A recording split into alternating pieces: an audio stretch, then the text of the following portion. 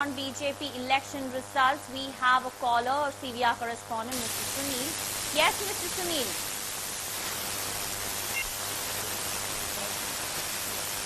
So one week earlier for this phenomenon that anti-incumbency factor. Yes. Yes, I can hear you, and here is what the results look like right now. The NDA, especially the JDU, it has been in power for the last 15 years, and it was expecting that the anti-incumbency factor will take a toll on Nitish Kumar. And to be true, Tejasvi Pratap Yadav, the star campaign for the Mahagathbandhan, as well as Rahul Gandhi, and also the chief ministerial nominee from the side of the Mahagathbandhan, he did kept telling that Nitish Kumar looked tired and he should step down. And Nitish Kumar also towards the end of his campaign did say that he wants to step down and this will be a flat election.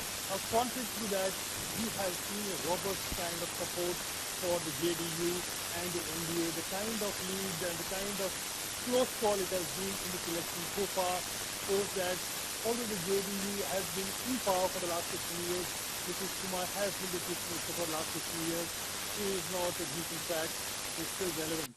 As for the RJD and the Mahagathbandhan, this huge group of parties, which includes the Congress, the CPI and the CPM, and two other smaller group of parties, they have done exceedingly well, and full congratulations to them. From the looks of it, it appears that the RJD, and especially Tejasvi Pratap Yadav, would be the chief minister of Bihar right now. But it remains to be until all the results are cleared, we would never be able to tell anything concrete in terms of who will occupy the seat in Bihar. Over to you. I'd like to ask you, as Mahagathbandhan and NDA are on neck fight, can you give me a detailed explanation on it? Well, let's divide the entire region of Bihar into two separate regions.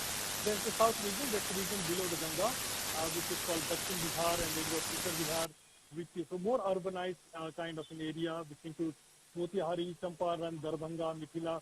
These are the areas which are relatively well off compared to the southern and the central parts of Bihar. These are the Tarai areas, so to say, of Bihar, bordering Nepal and also bordering essentially Nepal. And also on one side, they have got Western Uttar Pradesh, Eastern Uttar Pradesh, and also northern Bengal on the other side. Except perhaps Karimganj, which is a stronghold of the RJD as of the Congress party. The rest of North Bihar seems to have swayed slightly between the RJD and the JDU. In terms of southern Bihar, from where the migrant level is the maximum, especially from the areas of Bhojpur and the areas east of Western Bihar, that area has seen a kind of capitulation for the RJD. I think one reason that could be attributed to was the fact that large number of migrant labels which usually move south from Western Bihar and also Eastern Bihar, especially the Andhra Pradesh, which is the area bordering West Bengal. That area has seen huge amount of labor return, and these form the huge capacities for voting pattern, and they have voted more towards the RJD. That there perhaps could be a kind of dissatisfaction with the management of the COVID crisis and also lack of opportunities once they are back in Bihar. But southern Bihar and eastern Bihar as well as western Bihar have voted more for the RJD, whereas the northern Bihar, which has traditionally been an urban stronghold and essentially also voted BJP for several occasions, which also has the constituency of top leaders of BJP in Bihar like Raju Pratap Devi. That area has voted between a mix of RJD and JDU. We are trying to guess the reason, but one reason could be the fact that anti-incumbency played a strong role in terms of northern Bihar, especially the areas of Darbhanga, Mithila, Champaran, Motihari, all the areas of traditionally called the Mithila region.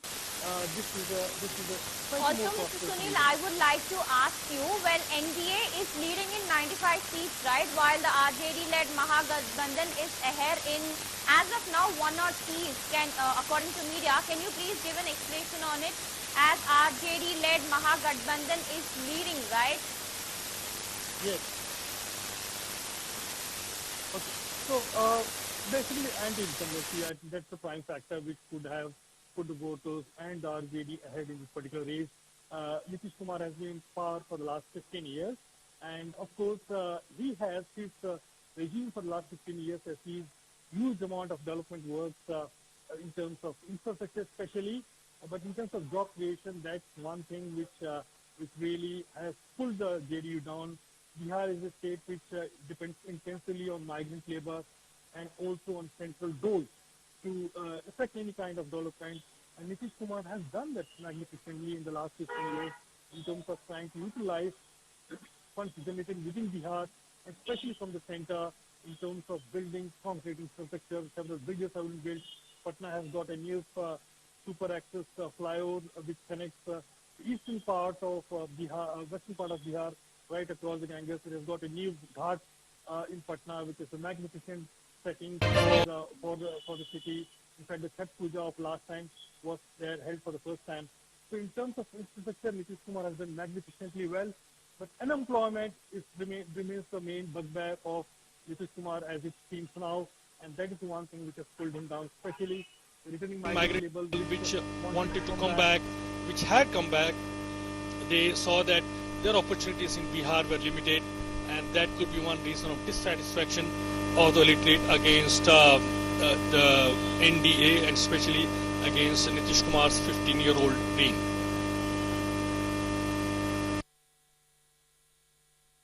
As of now, Yadavs and Muslims are leading in the constituency. Can you explain it? Can you give a detailed explanation on it? RJD has traditionally banked, like the Samajwadi Party in Uttar Pradesh, it has heavily banked on two voting sections, which according to most analysts vote in mass in groups, and that's the Yadav section, which has a close-knit community across especially central Bihar. Like in Uttar Pradesh, they have solidly voted for one party. They are an OBC community which votes en bloc, and they have in recent, since the mandalization of Indian politics, managed to rise to power and have managed to become a counterweight, so to say, to other parties like the Congress and also like the Bharatiya Janata Party. So in terms of carving out a separate independent entity, the Yadavs of Uttar Pradesh as well of Bihar in the form of in Uttar Pradesh, of course, you have got Samajwadi Party, which is basically a Yadav Muslim party, and in Bihar the same kind of consensus exists between the Yadavs and Muslims to capture power. Lalu Prasad Yadav, the doyen of RJD, has been a votary of this kind of politics of a coalition between the Muslims and Yadavs. And the Yadavs are numerous in certain pockets, and they also have the financial muscle and also the kind of political muscles, the heavyweight muscle, which pulls, which draws a lot of punches in the electorate. Of course, the Bharatiya Janata Party has been stressing the fact that whenever the RJD is in power under Lalu Prasad Yadav during his long reign, there was utter lawlessness. There was a kind of a maladministration. There was various scams. But in terms of social justice, what the RJD has been trying to say is that their Yadav-Muslim combination has been good for social justice. Of course, it has not really been good for the law and order. And Nitish Kumar has managed to put law and order in place as the top priority, followed by infrastructure. And he has demolished several bastions of the heavyweights of the RJD, which include heavyweights from the Yadav community who are supporters of this one. And that could be one reason why, after nearly 10 to 12, 15 years of JDU rule, in which all sections, especially the upper and lower caste sections, formed an alliance, the OBCs of Yadav and Muslims are back in the saddle now. I would like to ask you, RJP's Tej Pratap is also leading as of now. Can you give me an explanation on it, Mr. Sunil? In one sense, the Congress done a master stroke in terms of pushing the relative novice Yadav, the son of Lalu Prasad Yadav, as the chief ministerial face of the Mahagathbandhan. Remember, this is a party of nearly more than 5 political parties which has come together. Kanyakumari is, of course, a part of this coalition, as also several communist parties. And the Congress and the RJD are the main the main fulcrum around which this Mahagathbandhan rotates. And by nominating Tej Pratap Yadav as same candidate for this Mahagathbandhan, the Gathbandhan, what it has done, it has driven focus to a leader, to a single leader. Although, and also, of course, he being the son of and former of Lalu Prasad Yadav did carry weight with the traditional sections that voted for the RJD.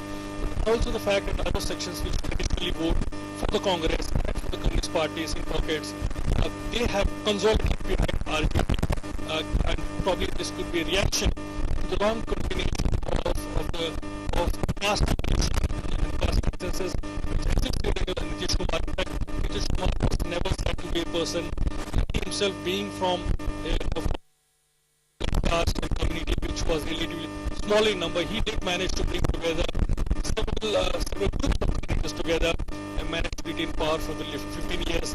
But now the two communities which make up the strong vote bank, Congress, especially the Muslim community, which has kind of voted for either the RJD or the Congress continuously over several years, that vote has consolidated and it has resulted in the RJD racing ahead, especially in the victory, the near victory of Tej Pratap Yadav. He is, of course, the same candidate, and any constituency which elects him into power by a huge majority will stand to gain and for being called as constituency of the Chief Minister of Bihar.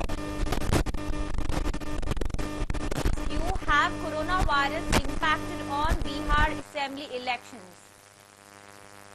Well, that's an interesting proposition, because this was what was being said prior to the election for several months on, ever since the lockdown of March, when there was a sudden upsurge of large number of people, especially migrant labor, going back to northern India, Odisha, eastern Uttar Pradesh, Himachal, and Bihar. Bihar has one of the largest migrant force working in Punjab. They have migrant force in Madhya Pradesh, Telangana, Hyderabad, Mumbai. Now, when this labor did return to Bihar, there was a thing that was being done for rehabilitation, or trying to see that they managed to tide over the intense lockdown.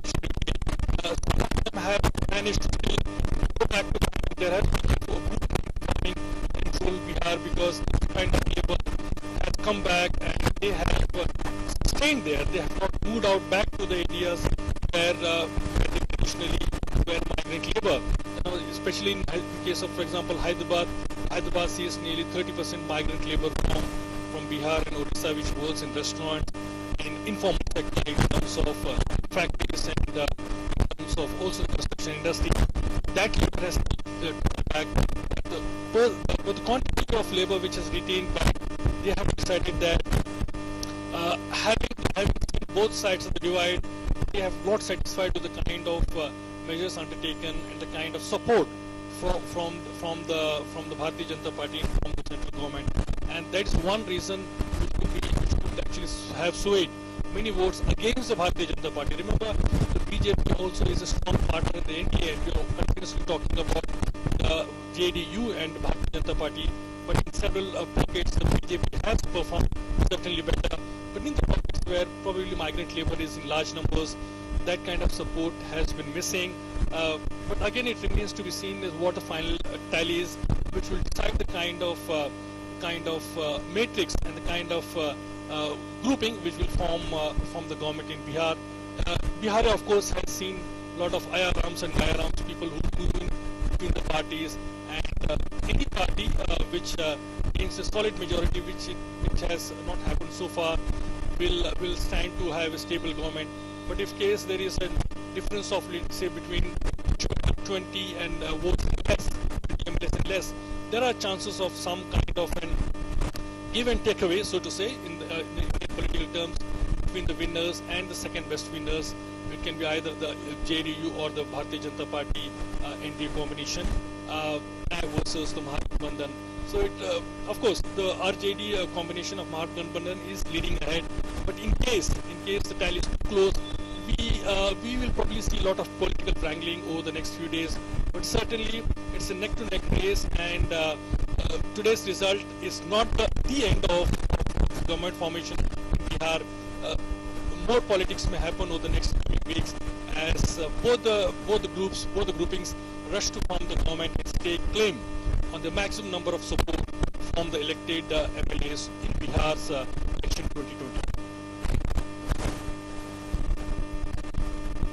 Us on live. Well, that was an update on Bihar Assembly elections. Well, those were the latest updates. For more updates, keep watching CVR News English. This is Savila Kuttakali.